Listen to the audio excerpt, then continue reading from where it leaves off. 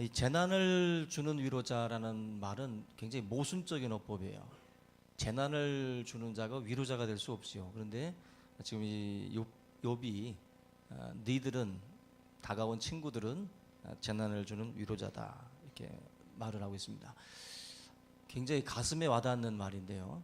욥이 친구들에 대해서 이야기한 것 중에 오늘 이 말씀도 뭐 재미난 표현이라고도 볼 수 있는데 13장 4절을 한번 잠깐 보시면요.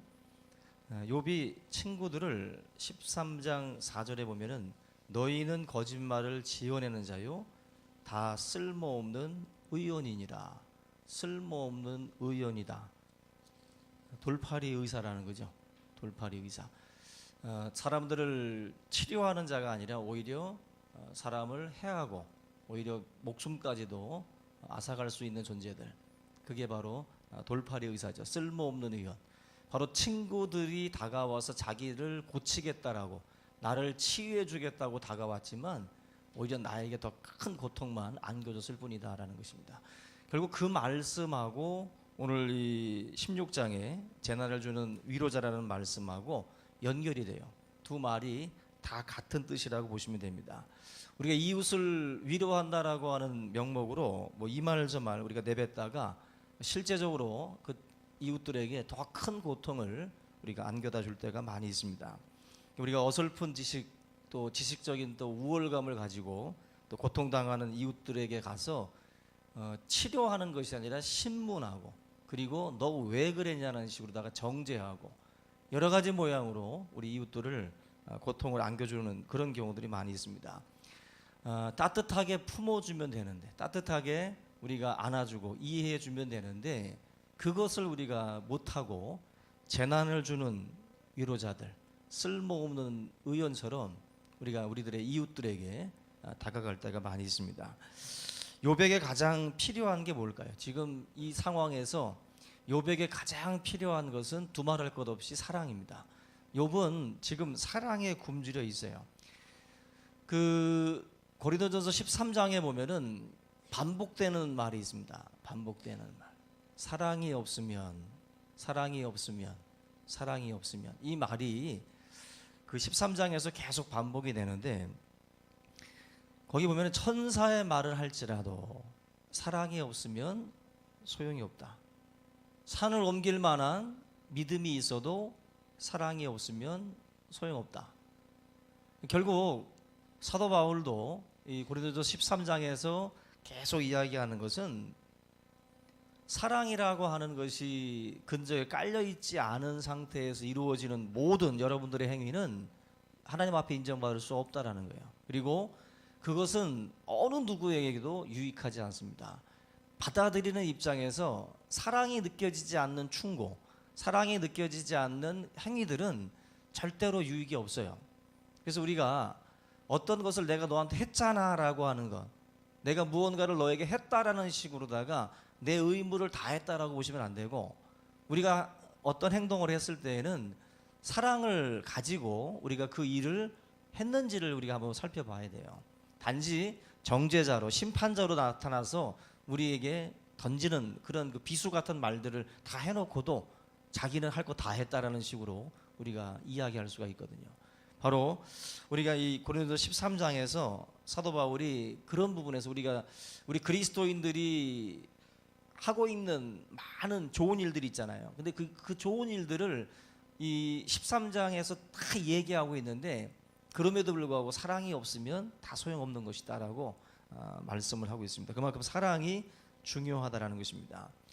그래서 우리가 이 사랑이라는 것도 충분히 훈련이 되고 또 확증되지 않으면 관념에 머물 수 있어요. 사랑이라는 것이 굉장히 관념적입니다. 그러니까 우리가 이 사랑은 실천적인 게 굉장히 중요한 건데 관념 속에만 머무는 사랑이 있어요. 그래서 어떤 분들이 그 복지단체에 가게 되면 나름대로 이제 사랑의 어떤 실천을 하겠다고 들어가죠.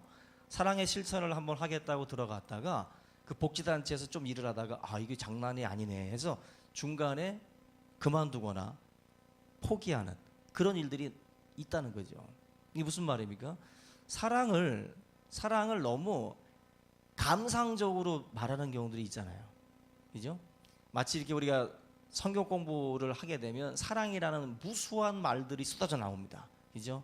이렇게 하겠다, 저렇게 하겠다, 막 감상적인 말들이 나오는데 사랑은 감상적인 말로 다 끝나서는 안 되고 실제적으로 사랑의 현장에 우리가 희생의 현장에 들어가서 우리가 보여줘야 되는 부분들이거든요. 근데 그것이 사실은 힘든 겁니다. 그래서 사실 복지단체든 이런 여러 가지 이런 그 뭐 노숙자 쉼터든지 아니면 뭐 치매 노인들이라든지 이런 아이들 뭐 중증 장애 아들 이런 사람들을 돌보는 그러한 일을 감당하시는 분들은 그래도 우리가 굉장히 존경받아야 마땅할 그런 분들입니다. 우리가 이벤트성으로는 한 번 할 수 있어요. 그러나 그러한 분들과 평생을 같이 뒹굴면서 그들과 함께 지낸다라는 것은 사실 어려운 겁니다. 그래서 관념적으로 어떤 것들을 자꾸 이렇게 이론적으로만 생각하는 경우들은 사실 이런 진정한 지금 욥이 말하는 위로자가 되지 못하고 재난을 주는 위로자가 되는 경우들이 많아요. 그러니까 한마디로 실제적인 사랑의 어떤 그러한 그 경험들이 없는 경우에는 우리가 하는 모든 행동들이나 말들이 상처가 되는 경우들이 있을 수 있다는 것입니다. 그래서 우리가 사랑의 사람으로 완성이 되기 위해서는 우리가 어떤 그 시간이 필요하고 또 훈련의 어떤 그런 그 과정들이 필요한데 오늘 욥이 바로 그 부분에 대해서 우리에게 말씀을 해주고 있어요. 우리의 이 사랑이라고 하는 이 덕목이 제대로 이 머릿속에서 튀어나오려면은 뭐가 필요한가를 지금 욥이 보여주고 있는데 첫 번째로 1절부터 5절 말씀의 내용을 보게 되면 고난을 통해서 결국 이 사랑의 필요성을 깊이 체득을 해요. 욥이 예전부터 욥은 사랑의 사람입니다. 예전부터 욥은 많은 사람들을 뭐 사랑했던 사람이었습니다. 그러나 욥이 실제적으로 사랑이라고 하는 것을 더 체험하고 이 아픔을 겪는 사람들에게 무엇이 필요한가, 이 사랑이라는 것이 필요하구나 하는 것을 깊이 알게 된 것은 바로 자기 자신이 고통을 겪으면서예요. 냉정한 친구들이 자기에게 다가와서 수많은 말들로 지금 이야기를 하고 재난을 가져다 주는 여러 가지 고통스러운 말들을 경험을 하면서 내가 지금까지 걸어왔던 길들을 아마 돌아봤을 거예요. 욥도 상처받고 환난당한 자들에게 가서 아마 여러 가지 말들을 했었겠죠.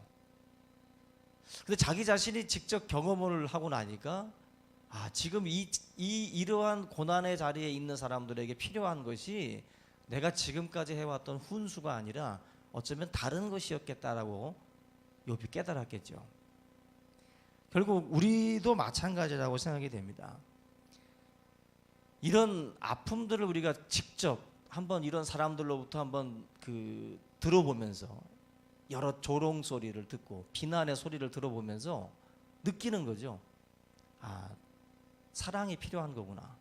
여기서 필요한 것은 나에게 필요한 행동은 이런 거였구나라고 결국 깨닫게 된다는 것입니다. 그래서 욥이 지금 1절부터 5절 말씀 보면은 내가 너희들의 입장이고 너희들이 내 입장이라면은 나도 얼마든지 너희들처럼 지금 할 수 있다. 그러나 5절 말씀 보면은 너희를 강하게 하며 입술의 위로로 너희를 근심을 풀었으리라. 나는 이렇게 하겠다라고 지금 이제 다짐을 하고 있어요. 욥은 이 고난을 통해서 깊이 체험하는 거예요. 그래서 뭐 성경 공부를 통해서 우리가 성경에서 말하는 사랑이 무엇인지는 우리가 지식적으로는 알 수 있습니다. 그러나 실제적으로 그 하나님의 말씀을 깊이 느끼려면 고난이라고 하는 것을 통해서만이 더 확실하게 체득이 돼요. 확실하게. 그래서 고난이 주는 유익이라는 것이 분명히 있다라는 거죠. 그런데 히브리서 10장에 보면 5장 8절로 10절에 보시면은 이런 말씀이 나옵니다. 받으신 고난으로 순종함을 배워서 온전하게 되었다. 예수님이 무엇을 가지고 순종을 배우냐면은 고난으로서 순종함을 배웠다 그랬어요. 예수님조차도 고난을 통해서 순종함을 배웠다. 결국 순종은 고난의 자리에서 하는 것이고 거기서 배우는 것이라는 거예요. 순종을 어디서 배워요? 어려울 때 하는 것이 순종이에요. 힘들 때 하는 것이 순종이고, 결국 고난의 자리에 있을 때 하나님의 말씀이 나에게 임하죠. 그 말씀을 우리가 순종해 나가는 것, 고난의 자리에서 그것을 배워 나가는 것입니다. 예수님이 바로 그 순종의 모습을 우리에게 보여줍니다. 그래서 순종, 사랑 이런 것들은 다 어디서 배웁니까? 삶의 현장에서 배우는 거예요. 삶의 현장에서.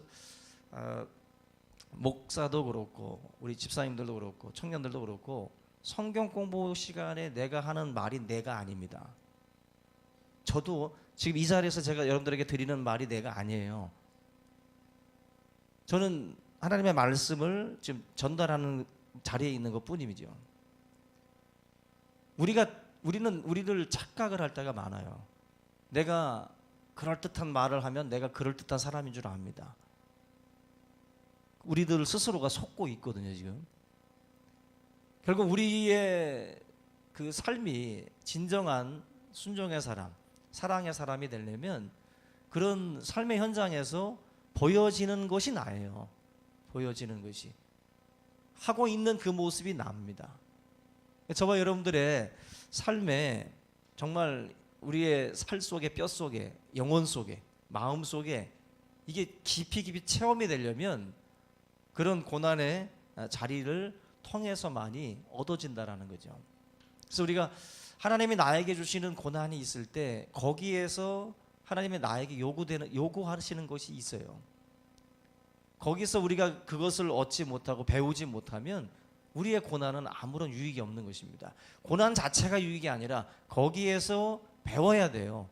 거기에서 순종을 배워야 되고 거기서 사랑을 배워야 됩니다. 욥이 지금 1절부터 5절 보면은 그걸 지금 배우고 있어요. 관념으로만 가지고 있는 분들은 진정한 위로자가 못 돼요. 재난을 주는 위로자밖에 안 됩니다.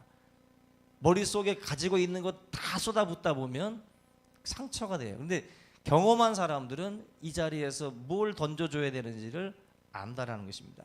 삶으로 터득하고 또 배워나가는 것입니다. 그 상처받은 치유자라는 말이 있잖아요.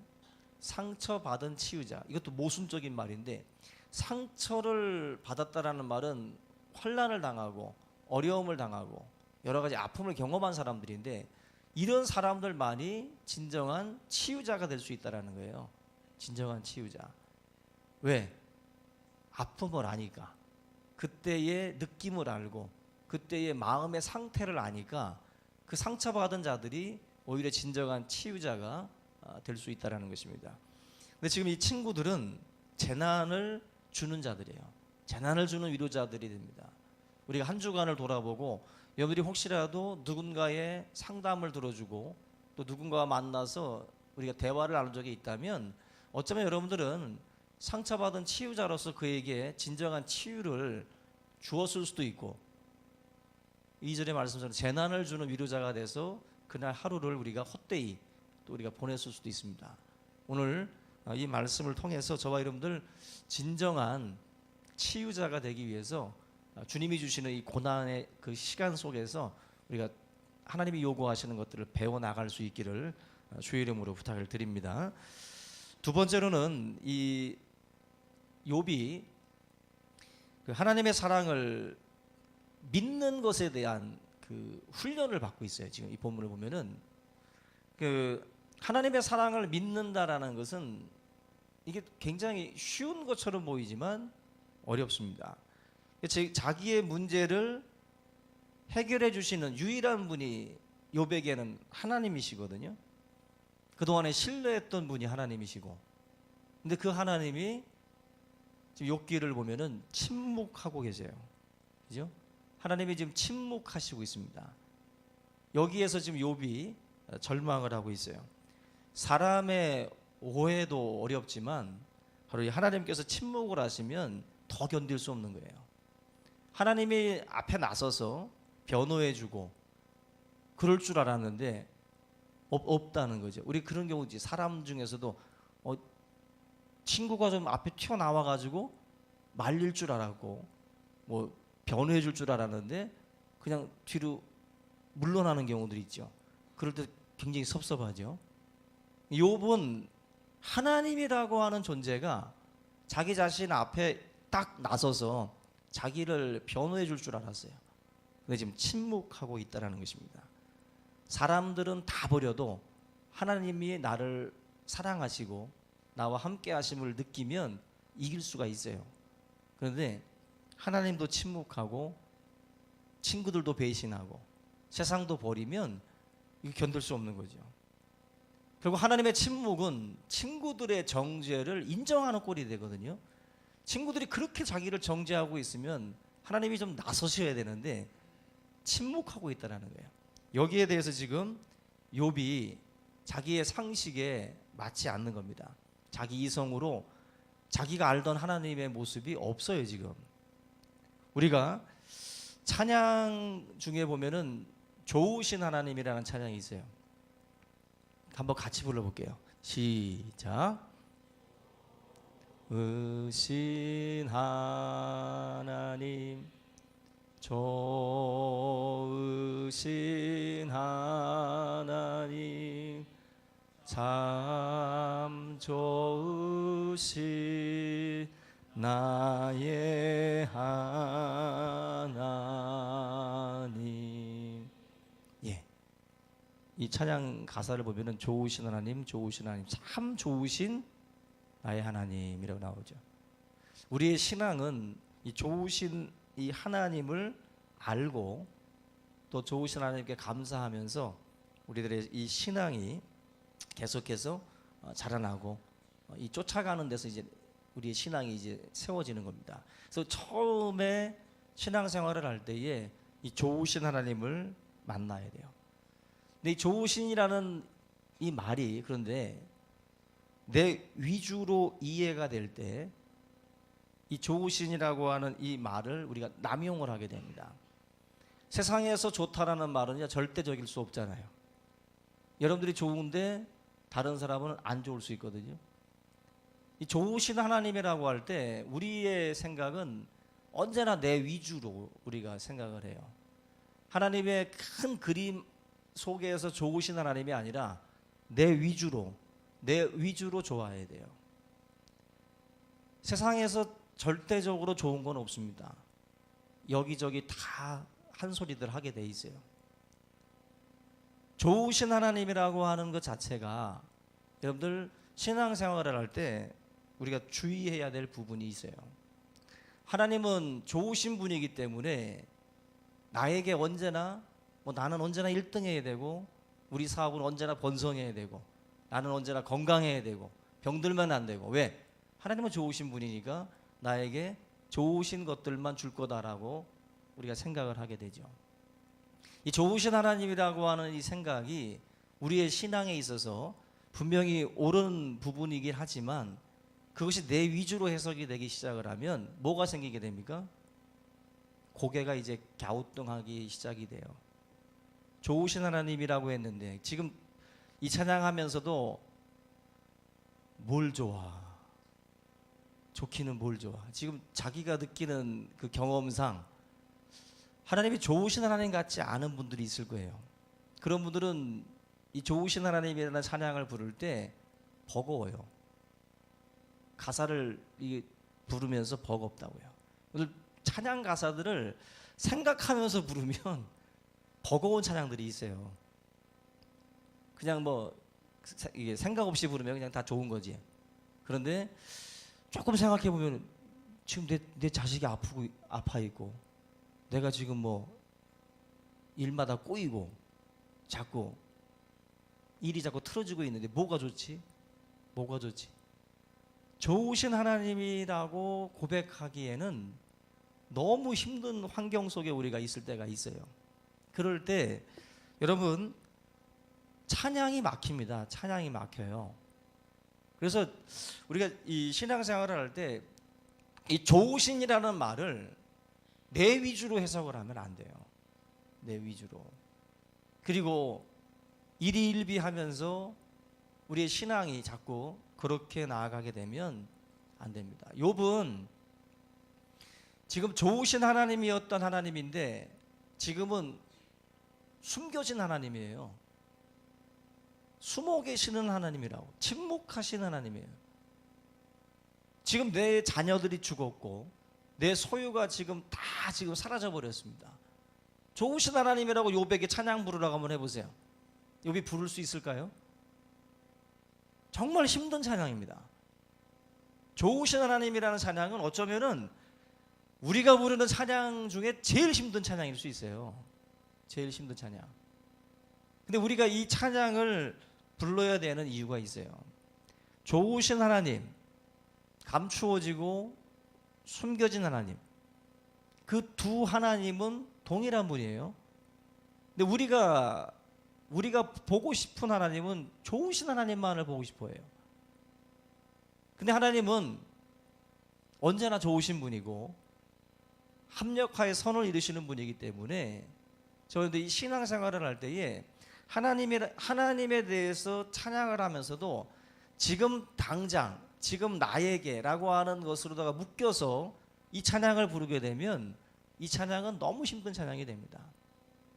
근데 합력하여 하나님의 선을 이루시고 또 하나님의 뜻을 이 세대에, 다음 세대까지 또 점진적으로 또 열어서 보여주시는 분이기 때문에 그런 점에서 저와 여러분들이 하나님을 찬양하고 좋으신 하나님이라고 고백할 수 있어야 됩니다. 인간의 입장에서 볼 때에는 지금 숨겨진 하나님이 이해가 되지 않는 거예요. 이해가 되지 아니하고 내 생각과 맞지 않기 때문에 탄식하고 절규하고 이제 욥처럼 그렇게 하나님에 대해서 탄식할 수 있습니다. 오늘 이 말씀 9절부터 17절까지 보시면 굉장한 욥의 그 고백이 나오잖아요. 하나님이 자기를 관역 삼으셨다라고 말해요. 나를 관역 삼으시고 나에게 막 화살을 쏜다는 거예요. 하나님이. 그 정도로 지금 욥은 하나님에 대해서 도저히 내가 이해를 못하겠다라는 거예요. 어떻게 나에게 하나님이 나를 관역 삼으셔가지고 그렇게 나를 향해서 쏘시는가. 내가 알던 하나님과 지금 자기가 모르는 이 숨겨진 하나님의 이 갭이 너무 커요. 지금 너무 크다는 거예요. 우리가 이 신앙생활을 하는 가운데에 하나님께서 저와 여러분들에게 그 요구하시는 게 있습니다. 우리에게 요구하시는 것은 하나님을 알아가는 거예요. 욥은 지금 누구보다도 하나님을 잘 알던 분이에요. 근데 욥이 이번에 이 고난을 통해서 하나님에 대한 부분을 더 알게 됩니다. 여러분들이 저를 아시죠? 그러나 얼마큼 알까요? 제가 또한 여러분들도 얼마큼 알까요? 사람도 경험해 보면 모르는 부분들이 또 튀어나오고 또 튀어나오고 또 튀어나와요. 하나님에 대해서도 우리가 아는 것 같지만 우리가 모르는 숨겨진 하나님의 모습들이 또 많습니다. 여호와를 알라, 힘써 여호와를 알라 말씀을 하죠. 그 하나님을 아는 지식은 단순히 우리가 이게 뭐 성경 공부를 통해서만이 아니라 삶의 이런 그 고난을 통해서 욥이 자기가 좋으신 하나님이라고 고백했던 그 하나님이 어떤 하나님인지 자기가 몰랐던 감추어졌던 그 부분까지도 지금 욥이 경험을 통해서 지금 알게 돼요. 여러분들도 이런 경험을 통해서 하나님을 더 알아갈 수 있기를 주님의 이름으로 부탁을 드립니다. 깊이 깊이 알아가셔야 돼요. 2015년에 드러난 하나님의 모습이 다가 아닙니다. 2016년에 또 다른 하나님의 모습을 발견할 수 있어요. 하나님을 더 깊이 깊이 알아가기 위해서 우리가 힘쓰고 애써야 돼요. 고난을 주시는 목적은 하나님을 아는 지식을 쌓아가기 위함이에요. 고난 속에서 하나님을 찾아야 됩니다. 그것이 하나님의 진정한 목적이 될 수 있어요. 우리가 그런 말을 하죠. 하나님은 절대로 그럴 리가 없어. 그럴 수 있어요. 하나님은 절대로 그럴 리가 없어. 이것도 자기가 가지고 있는 하나님의 틀에 지금 하나님을 가둬놓으신 생각들이에요. 하나님은 그럴 수 있어요. 우리의 삶에 이해되지 않는 일들이 욥처럼 벌어질 수가 있습니다. 예수님이 하신 기도 가운데 보면 숨겨진 하나님에게 순종하는 목소리가 들려요. 이해되지 않는 거, 내 뜻대로 마옵시고 아버지의 뜻대로 되기를 원합니다. 이게 뭐예요? 숨겨진 하나님이에요. 이해할 수 없는 일이지만 내가 순종하고 내가 받아들이겠다라고 하는 거죠. 여러분들의 그 신앙적인 고백도 이와 같아야 됩니다. 내 뜻대로, 내 생각대로 만들어 놓은 좋으신 하나님이 아니라 아버지의 뜻이 이루어지는, 그래서 좋으신 하나님이 여러분들의 진정한 하나님이 되셔야 돼요. 그래서 우리의 신앙생활 자체가 성숙해야 됩니다. 자꾸 성숙해서 가야 돼요. 우리가 모세가 시내산에서 하나님을 만났죠. 그죠? 욥이 고난을 통해서 하나님을 만났고, 시내산에서 하나님을 만나지 못한 모세, 고난을 통해서 하나님을 만나지 못한 욥, 믿음의 조상이 될 수 없어요. 거기에서 하나님을 알고 만났고 거기서 깊이 하나님에 대해서 그들이 봤기 때문에 그들이 믿음의 조상이 되고 믿음의 영웅이 될 수 있었던 것입니다. 우리의 삶에 대해서 저와 여러분들이 성급한 결론을 내리지 않기를 바랍니다. 우리가 알지 못하는 하나님의 영역이 있어요. 그 하나님이 지금 우리의 삶을 지금 만지고 지금 하나님께서 조율하고 있는 겁니다. 그것을 저와 여러분들이 믿고 성급하게 결론 내리지 말고 하나님에 대해서 더 기대하고 우리가 하나님을 향한 그 믿음을 잃지 않기를 주님의 이름으로 부탁을 드립니다. 우리나라 사람들이 냄비 근성이 있다고 그러잖아요. 금방 끓었다가 금방 식는 신앙도, 조건부 신앙은 그렇게 끓다 식다 합니다. 그러나 하나님에 대해서, 숨겨진 하나님에 대한 이 모습까지도 우리가 더 알려고 우리가 몸부림치고 그렇게 나아가다 보면 하나님이 여러분들에게 더 깊은 그 하나님의 모습들을 보여주리라 믿습니다. 오늘 이 말씀을 통해서 우리가 하나님에 대한 지식이 더욱더 늘어날 수 있기를 주님의 이름으로 부탁을 드립니다.